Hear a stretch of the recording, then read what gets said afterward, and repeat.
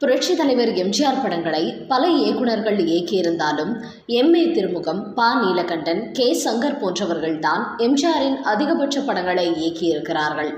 அவர்களுக்கு அடுத்ததாக சாணக்யா, எம். கிருஷ்ணன், ஸ்ரீதர் உள்ளிட்ட சில இயக்குநர்கள் 2-3 படங்களை எம்ஜிஆருக்காக இயக்கியுள்ளார்கள். ஆனால் தன்னுடைய படத்தையே இயக்காத ஒரு இயக்குனரை தந்தையை என்று அழைத்து எம்ஜிஆர் கௌரவப்படுத்தியுள்ளார் என்கிற விஷயம் பெரும்பாலும் யாருக்கும் தெரிந்திருக்காது. ஆனால் அப்படி எம்ஜிஆர் ஒருவரை தந்தையை என அழைத்திருக்கிறார். அது மட்டுமல்ல, ஊட்டியில் நடைபெற்ற படப்பிடிப்பின் போது ஸ்வெட்டர் வாங்கிக் கொள்ள காசு கொடுத்த போது அந்த இயக்குனர் அதற்கு பதிலாக சால்வை வாங்கிக் கொண்டு எம்ஜிஆர் முன் வந்து நின்ற போது எம்ஜிஆரின் ரியாக்ஷன் என்னவாக இருந்தது தெரியுமா? அந்த இயக்குனர் யார்? எதற்காக எம்ஜிஆர் அப்படி அவரை அழைத்தார்? அவர் ஏன் ஸ்வெட்டருக்கு பதிலாக சால்வையை வாங்கி வந்தார் என்பது குறித்த சுவாரஸ்ய தகவலை தான் இந்த வீடியோவில் பார்க்க போகிறோம்.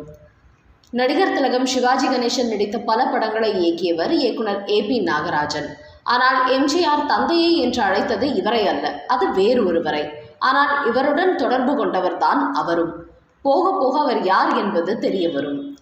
அப்படி சிவாஜி கணேசன் நடித்த வடிவுக்கு வளைகாப்பு என்கிற படத்தின் மூலம் இயக்குனரான ஏ.பி. நாகராஜன் தொடர்ந்து சிவாஜி கணேசனை வைத்து குலமகள் ராதை, நவராத்திரி, திருவிளையாடல், சரஸ்வதி சபதம், கந்தன் கருணை, திருவருட்செல்வர், திருமால் பெருமை, தில்லானா மோகனாம்பாள் என பல சூப்பர்ஹிட் படங்களை தொடர்ச்சியாக இயக்கி வந்தார். சொல்லப்போனால் எப்படி எம்.ஏ. திருமுகம், ப. நீலகண்டன் போன்றோர் எம்ஜிஆர் படங்களை தொடர்ந்து இயக்கியதன் காரணமாக சிவாஜி பக்கம் திரும்பவில்லையோ அதே போலதான் இவரும் சிவாஜியின் படங்களையே தொடர்ந்து இயக்கி வந்தார். சமூக படங்கள் மட்டுமல்ல, பக்தி படங்களை இயக்குவதிலும் கைதேர்ந்தவராக இருந்தார் ஏ.பி. நாகராஜன். ஆனால் இவர் எம்ஜிஆருடன் கூட்டணி சேர்ந்தால் நன்றாக இருக்குமே என்று திரையுலகினர் மட்டுமல்ல, எம்ஜிஆர் ரசிகர்களும் கூட எதிர்பார்த்தார்கள். அப்படி ஒரு வழியாக எம்ஜிஆர் படத்தையும் இயக்கினார் ஏ.பி. நாகராஜன். அதுதான் எம்ஜிஆர் நடிப்பில் 1977 வெளியான நவரத்னம் திரைப்படம். கிட்டத்தட்ட அந்த வருடமே புரட்சி தலைவர் முதல்வராக மாறிவிட்டதால் படங்களில் நடிப்பதையும் நிறுத்தி கொண்டார். அதே போல ஏ.பி. நாகராஜன் எம்ஜிஆர் படத்தை இயக்கவில்லையே என்கிற மனக்கோரை இல்லாமல் அவர் படத்தை இயக்கி முடித்த அந்த வருடத்திலேயே தனது 49வது வயதில் காலமாகிவிட்டார். அப்படி காலமாவதற்கு முன்பாக அவரது உடல்நிலை கொஞ்சம் பாதிக்கப்பட்டிருந்தது. இருந்தாலும் அதை பொருட்படுத்தாமல் எம்ஜிஆரின் நவரத்னம் படத்தை இயக்கி வந்தார் ஏ.பி. நாகராஜன். ஒரு நாள் அவருக்கு தாங்க முடியாத கடும் காய்ச்சல் ஏற்பட்டது. படப்பிடிப்பு தளத்திற்கு அவரால் வர முடியவில்லை. ஆனால் எம்ஜிஆர் கிட்டத்தட்ட தேர்தல் அரசியலில் தீவிரமாக ஈடுபட்டிருந்த காலம் என்பதால் அவர் கொடுத்த தேதிகளை பயன்படுத்தி கொண்டு படத்தை முடித்தாக வேண்டிய இக்கட்டான சூழ்நிலை. இப்படி சில நேரங்களில் சில படங்களில் இயக்குனர் வராத போது எம்ஜிஆர் தானும் ஒரு இயக்குனர் என்பதால் சம்பந்தப்பட்ட காட்சிகளை தானே படமாக்கிக் கொள்வதும் வழக்கம்தான். அந்த நம்பிக்கையுடன் தான் ஏ.பி. நாகராஜன் எம்ஜிஆரிடம் ஃபோன் செய்து தனக்கு உடல்நிலை சரியில்லாதது குறித்து சொல்ல, அதனால் பரவாயில்லை, நான் பார்த்து கொள்கிறேன், நாளை நீங்கள் வந்து சிரமப்பட வேண்டாம், தந்தையை அனுப்புங்கள், அவர் பார்த்து கொள்வார் என்று கூறியதும் இயக்குனர் ஏ.பி. நாகராஜனுக்கு ஒரே குழப்பம். அவர் தந்தை என யாரை குறிப்பிடுகிறார் என்று. ஆனாலும் அது பற்றி எம்ஜிஆரிடம் கேட்கவில்லை. மறுநாள் படப்பிடிப்பிற்கான ஏற்பாடுகள் நடந்து கொண்டிருந்தன. அந்த சமயத்தில் எம்ஜிஆரும் மேக்கப் போட்டுவிட்டு நடிப்பதற்காக வந்தார். என்னப்பா, டைரக்டர் வந்துட்டாரா என்று கேட்டார் எம்ஜிஆர். அப்போது அங்கிருந்த ஏ.பி. நாகராஜனின் முதன்மை இயக்குநர்களில் ஒருவரான ஏ.பி.என். தசரதன் என்பவர், எல்லோரும் வந்து விட்டார்கள் அண்ணா, நீங்கள் நடிக்க வேண்டியதுதான் என்று கூறினார். நான் கேட்டது டைரக்டர் வந்துட்டாரா என்று என மறுபடியும் எம்ஜிஆர் கேட்டார்.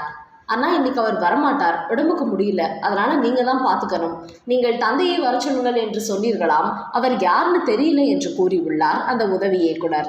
உடனே எம்ஜிஆர் சிரித்து கொண்டு, ராமச்சந்திரனுக்கு தந்தை யார்? தசரதன் தானே, அதனால்தான் உங்களை குறிப்பிட்டு அப்படி சொன்னேன், இது புரியலையா என்று அவர் வேடிக்கையாக சொல்ல, அப்போதுதான் அந்த உதவி இயக்குனர் ஏ.பி.என். தசரதனுக்கு எம்ஜிஆர் தன்னை தான் குறிப்பிடுகிறார் என்று உண்மையே தெரிய வந்ததாம். இவர் உதவி இயக்குனராக இருந்தாலும் கூட இவர் ஒரு நாடக நடிகராக நடித்து வந்த காலத்திலிருந்தே இவரை எம்ஜிஆருக்கு நன்றாக தெரியும். அது மட்டுமல்ல, இராணுவ வீரர்களுக்கு நிதி திரட்டுவதற்காக முதல்வராக இருந்த கர்ம வீரர் காமராஜரின் வேண்டுகோளின்படி கலை நிகழ்ச்சி நடத்திய எம்ஜிஆர் அதில் தானே 3 நாடகங்களை இயக்கினார். அந்த நாடகங்களில் ஒரு நாடகத்தில் கதாநாயகனாக இந்த ஏ.பி.என். தசரதனை தான் நடிக்க வைத்தார். அந்த அளவிற்கு எம்ஜிஆர் இவருக்கு பழக்கமானவர் தான். அது மட்டுமல்ல, ஏ.பி. நாகராஜனிடம் பணியாற்றியதால் படப்பிடிப்பு தளத்திலும் இவரது திறமையை எம்ஜிஆர் பார்த்து உள்ளதால் தான் ஏ.பி. நாகராஜன் வராவிட்டாலும் பரவாயில்லை என்று தந்தையை அனுப்புங்கள் என இவரை பற்றி குறிப்பிட்டுள்ளார் எம்ஜிஆர். அந்த வகையில் அன்றைய தினம் ஒரு உதவி இயக்குனராகவும் எம்ஜிஆரை இயக்கும் வாய்ப்பும் இவருக்கு கிடைத்தது. பெயரளவுக்கு அப்போதைக்கு மட்டுமே தந்தை என சொல்லாமல் அடுத்தடுத்த படப்பிடிப்பு நாட்களில் வாய்ப்பு கிடைக்கும் போதெல்லாம் இவரை தந்தையே என்றுதான் அழைத்துள்ளார் எம்ஜிஆர். அப்படி அவருக்கு எம்ஜிஆருடன் நடந்த 2 சுவாரஸ்யமான சம்பவங்கள் வேறு இருக்கின்றன. ஊட்டியில் இந்த படத்தின் படப்பிடிப்பு நடைபெற்று வந்தபோது ஒரு நாள் இந்த தசரதன் ஒரு ஸ்வெட்டர் அணிந்து கொண்டு வந்திருக்கிறார். உடனே அவரை அழைத்த எம்ஜிஆர், என்ன தந்தையே, உங்களுக்கு மட்டும் ஸ்வெட்டர் என்று கேட்டுள்ளார். எனக்கு குளிர் தாங்காதண்ணா, அதனால ஒன்று வாங்கி போட்டு இருக்கேன் என்று அவர் கூற, உங்களுக்கு உடம்பு மேலே அவ்வளவு அக்கறையா? அப்போ நாங்கள்லாம் அந்த அளவுக்கு அக்கறை எடுத்துக்கலையோ என்று கேட்ட எம்ஜிஆர், சரி இதை எங்கே வாங்குனீங்க என்று கேட்டு அந்த கடையின் பெயரை அவர் சொன்னதும் உடனே தனது உதவியாளர்களை அழைத்து அந்த கடைக்கு சென்று 100 ஸ்வெட்டர் வாங்கி வர செய்து படக்குழுவினர் அனைவருக்கும் கொடுத்தார். அந்த 100 ஸ்வெட்டரில் இந்த தசரதனுக்கும் சேர்த்து ஒரு ஸ்வெட்டர் வாங்கி கொள்ள சொல்லியிருந்தார். ஆனால் கூடவே போன தசரதன், நாம் தான் ஏற்கனவே ஸ்வெட்டர் வாங்கிவிட்டோமே, அதற்கு பதிலாக ஒரு சால்வை வாங்கி கொள்ளலாம் என அதை வாங்கி கொண்டார். மறுநாள் படப்பிடிப்பின் போது கழுத்தில் சால்வையை அணிந்தபடி தசரதன் வருவதை பார்த்த எம்ஜிஆர், என்ன தந்தையே, என்ன இது, சால்வை புதுசாக இருக்கு என்று கேட்க, இது நீங்க வாங்கி கொடுத்ததா அண்ணா என்று கூறியுள்ளார் தசரதன். நான் எல்லோருக்கும் ஸ்வெட்டர் தானே வாங்கி கொடுக்க சொன்னேன், உங்களுக்கு மட்டும் சால்வையா என்று கேட்டுள்ளார் எம்ஜிஆர். இல்லைண்ணா, நான் தான் ஏற்கனவே ஸ்வெட்டர் வாங்கிட்டேனே. அது மட்டுமல்ல, ஸ்வெட்டர்னா குளிர்காலத்தில் மட்டும்தான் போட்டுக்கலாம், சால்வை அப்பப்போ எல்லா நேரத்திலும் போட்டுக்கலாம். இதை எடுத்து போடும்போதெல்லாம் உங்கள் ஞாபகம் வருமண்ணா என்று கூற, மிகப்பெரிய ஆளுதாயா நீங்க என்று அவரை பாராட்டிய எம்ஜிஆர் உடனே எல்லோருக்கும் ஆளுக்கு ஒரு சால்வை வாங்கி கொடுங்கள் என்று மீண்டும் பணம் கொடுத்து வாங்கி வர செய்து எல்லோருக்கும் கொடுத்துள்ளார். எம்ஜிஆரை பற்றி தசரதன் கூறும்போது, வள்ளல் என்றால் இப்படி அல்லவா இருக்க வேண்டும்? சிலர் நினைப்பார்கள், நினைத்ததை நடத்திவிட முடியாது. சிலரால் நடத்திவிட முடியும், ஆனால் நடத்துவதற்கு நினைக்க மாட்டார்கள். ஆனால் மக்கள் திலகம் எப்போதுமே நினைத்ததை நடத்தியே முடிப்பவர் என்று கூறியுள்ளார்.